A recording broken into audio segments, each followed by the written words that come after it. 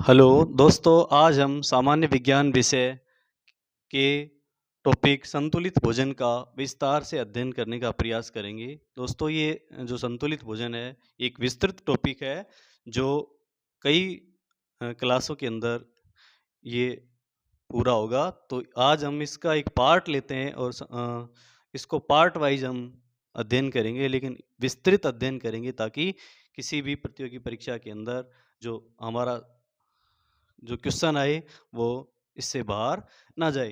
तो संतुलित भोजन किसे कहते हैं, इसके अंदर क्या क्या चीज सम्मिलित हैं, कौन कौन से घटक हैं जो संतुलित भोजन के अंदर आते हैं। तो संतुलित भोजन की बात करें तो ऐसा भोजन जिसमें भोजन के वे सारे पोषक तत्व मौजूद होते हैं जो हमारे शरीर के लिए आवश्यक होते हैं। यानी ऐसा भोजन जिसके अंदर भोजन के सारे पोषक तत्व मौजूद हो, वे वे पोषक तत्व हमारे शरीर के प्रत्येक रोग या हमारे शरीर की जो भी दैनिक आवश्यकताएं हैं उनकी पूर्ति करने में सहायक हो, तो ऐसा भोजन संतुलित भोजन कहलाता है। यानी वह भोजन जिसके अंदर भोजन के सारे पोषक तत्व मौजूद होते हैं वह संतुलित भोजन कहलाता है। और इन पोषक तत्वों को हम सामान्यतः दो भागों में बांटते हैं।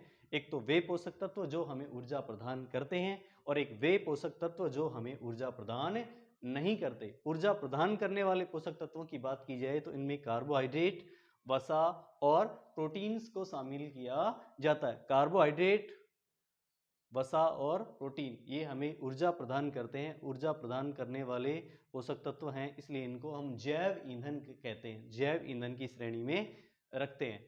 इसके अलावा इन जो पोषक तत्व हैं इनको हम दीर्घ पोषक तत्व या मुख्य पोषक तत्व की संज्ञा भी देते हैं, क्योंकि ये हमारे शरीर के लिए ज्यादा मात्रा में आवश्यकता होती है इनकी, इसलिए इनको दीर्घ पोषक तत्व या मुख्य पोषक तत्व की संज्ञा देते हैं। ये ऊर्जा प्रदान करने वाले होते हैं और इनको जैव ईंधन कहा जाता है। अगला जो दूसरा आता है, जो ऊर्जा प्रदान नहीं करते लेकिन हमारे शरीर की उपापचयी क्रियाओं का नियंत्रण करते हैं, और इन्हें हम लघु पोषक तत्व या सूक्ष्म पोषक तत्व की संज्ञा देते हैं, जिनमें विटामिन, खनिज लवण, जल और आहारीय रेशों को शामिल किया जाता है। ये हमारे शरीर को ऊर्जा प्रदान तो नहीं करते, लेकिन हमारे शरीर की जो भी उपापचयी क्रियाएं होती हैं उनका नियंत्रण करने का काम करते हैं, इसलिए इनको हम लघु पोषक तत्व या सूक्ष्म पोषक तत्व की संज्ञा भी देते हैं। तो दोस्तों, संतुलित भोजन के अंदर जैसे हम बात करें पोषक तत्व का अध्ययन, तो पोषक तत्वों का अध्ययन कहलाता है ट्रोपोलॉजी। ट्रोपोलॉजी पोषक तत्वों का अध्ययन होता है। तो संतुलित भोजन के अंदर जो ये पोषक तत्व पढ़े हैं, हम इन प्रत्येक पोषक तत्वों को विस्तार से पढ़ेंगे या विस्तृत अध्ययन करेंगे। इनमें जो पहला जो पोषक तत्व है वो पहला पोषक तत्व है विटामिन। तो आज हम विटामिन के बारे में जानकारी प्राप्त करने का प्रयास करेंगे। विटामिन क्या है, विटामिन शब्द पहले किसने दिया, विटामिन को सबसे पहले किसने खोजा, इसका समर्थन किसने किया, तो हम सबसे पहले बात करेंगे कि विटामिन को 1881 में लुनिन नामक वैज्ञानिक ने इसकी खोज की थी। विटामिन की खोज किसने की थी? 1881 में लुनिन नामक वैज्ञानिक ने विटामिन की खोज की थी। और बाद में इस लुनिन का समर्थन किया था इजक मान नामक वैज्ञानिक ने। इजक मान नामक वैज्ञानिक ने लुनिन का क्या किया था? समर्थन करने की कोशिश की थी।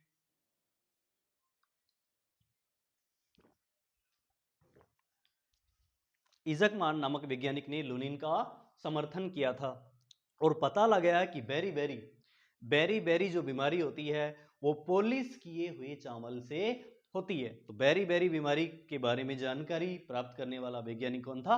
इजक मान। इसने 1897 ईस्वी के अंदर इस लुनिन के खोज का समर्थन किया था। बाद में क्या हुआ? 1912 ईस्वी के अंदर हॉपकिंस व फंक ने विटामिन की संकल्पना प्रस्तुत की। 1912 ईस्वी के अंदर विटामिन की संकल्पना प्रस्तुत करने वाले वैज्ञानिक थे कैसिमर फंक और हॉपकिंस नामक वैज्ञानिक ने। और ये विटामिन शब्द देने वाले कौन थे? कैसिमर फंक। यानी विटामिन शब्द किसने दिया? कैसिमर फंक नामक वैज्ञानिक थे। तो ये था इसके बारे में, विटामिन के बारे में थोड़ी जानकारी। आगे हम देखते हैं कि विटामिन हैं, इनको हम विलेयता के आधार पर, घुलनशीलता के आधार पर भी डिवाइड करते हैं, विभाजित करते हैं। विलयशीलता के आधार पर जल में घुलनशीलता के आधार पर या वसा में घुलनशीलता के आधार पर विटामिन दो प्रकार के होते हैं। एक तो होते हैं जल में घुलनशील विटामिन। जल के अंदर घुलनशील विटामिन की बात करें तो इनके अंदर एक आता है बी और एक आता है इसके अंदर सी। एक तो बी आता है और एक सी। बी और सी जल के अंदर तैराक है, ऐसे याद रख लेना, बी सी जल में तैराक है। बी सी जल में तैराक है, इसका मतलब बी और सी जल के अंदर घुलनशील विटामिन है। ठीक है, अगला वसा विलय विटामिन। वसा विलय विटामिन, वसा विलय विटामिन की बात करें तो ए डी ई और के, अधिक, ए डी ई और के, ये अधिक है, ये वसा विलय विटामिन की श्रेणी के अंदर आता है। वसा विलय विटामिन होती हैं अधिक, ठीक है, ए डी ई और के, और जल में घुलनशील होती हैं बी और सी। बी के अंदर और भी अन्य vitamin B1, B2, B3, B5, B6, B9 और B12, ये सामान्यतः ये सारी बी कॉम्प्लेक्स जो विटामिन है ये जल में घुलनशील होती है। आगे हम देखते हैं कार्बनिक तत्व की बात करें तो देखो हमने छोड़ दिया कार्बनिक तत्व और अकार्बनिक तत्व के अंदर भी 6 पोषक तत्वों को बांटा गया है। कार्बनिक तत्व की बात करें तो कार्बोहाइड्रेट, वसा, प्रोटीन और विटामिन। कार्बोहाइड्रेट, वसा, प्रोटीन और विटामिन ये होते हैं कार्बनिक तत्व।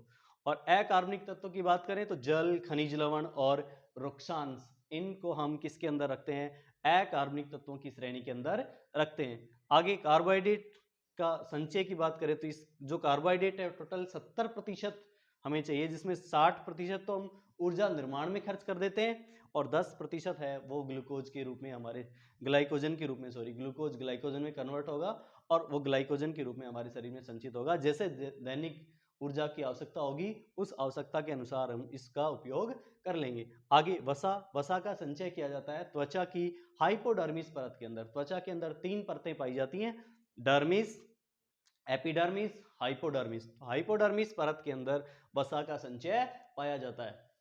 मोटे व्यक्ति के अंदर ये हाइपोडर्मिस परत मोटी पाई जाती है और जो क्या करती है उष्मा का क्षय नहीं होने देती। प्रोटीन संचय, प्रोटीन का संचय है वो मसल्स के अंदर, मांसपेशियों के अंदर होता है और ये संकुचन में सहायता प्रदान करती है। तो ये थी कार्बोहाइड्रेट, वसा और प्रोटीन का संचय और इनसे प्राप्त होने वाली ऊर्जा की बात करी और इनमें कार्बनिक और अकार्बनिक तत्वों की बात की हमने। आगे देखते हैं हम प्रतिऑक्सीकारक विटामिन।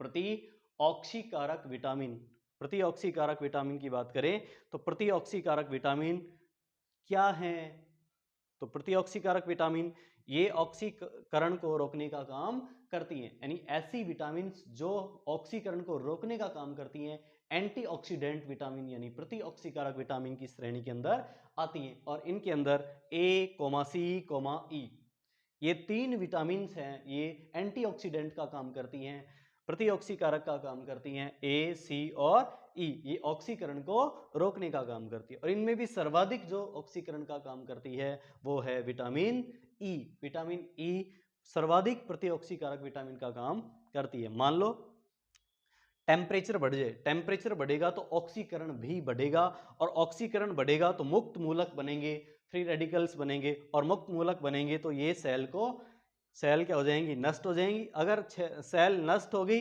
या क्षतिग्रस्त सेल की मरम्मत पर क्या करते हैं, रोक। जब मुक्त मूलक बन जाते हैं तो ये सेल को नष्ट कर देते हैं और क्षतिग्रस्त सेल की मरम्मत को रोकने का काम कौन करते हैं, ये मुक्त मूलक करते हैं।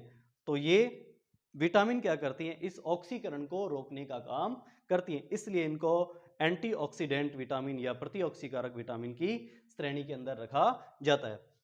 अगर हम विटामिन ए की बात करें, वैसे तो सामान्यतः सारे ही विटामिन हैं एंटीऑक्सीडेंट प्रतिऑक्सीकारक का काम करती हैं, लेकिन अगर बात करें विटामिन ई की तो ये सर्वाधिक करती है।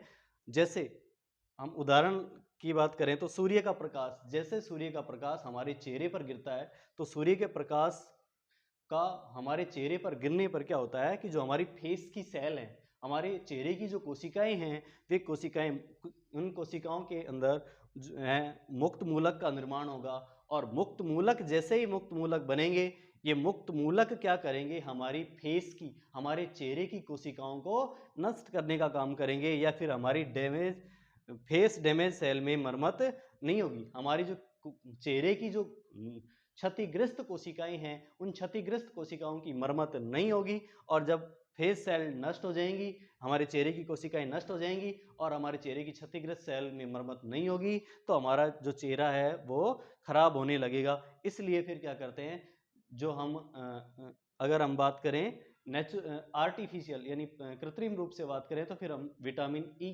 के जो स्रोत हैं उनका उपयोग करेंगे। जैसे जो सौंदर्य प्रसाधन होते हैं, फेयर लवली है, इनका उपयोग किया जाता है। इनसे क्या होगी, फिर हमारे चेहरे को विटामिन ई की पूर्ति होगी और ये विटामिन ई फिर क्या करेगी, प्रतिऑक्सीकारक का काम करेगी। प्रतिऑक्सीकारक का काम करेगी तो ये हमारी जो डैमेज सेल हैं या जो चेहरे की नष्ट कोशिकाएं हैं, क्षतिग्रस्त कोशिकाएं हैं, उनकी मरम्मत करेगी, जिससे हमारा चेहरा फिर वापस साफ और सुंदर दिखने लगेगा। इसलिए इस विटामिन ई को सौंदर्य विटामिन कहा जाता है। तो दोस्तों, हमने विटामिन के बारे में कुछ जानकारी प्राप्त की। एक बार इनको रिपीट करते हैं। संतुलित भोजन, संतुलित भोजन की बात करें तो इनको दो भागों में बांटते हैं।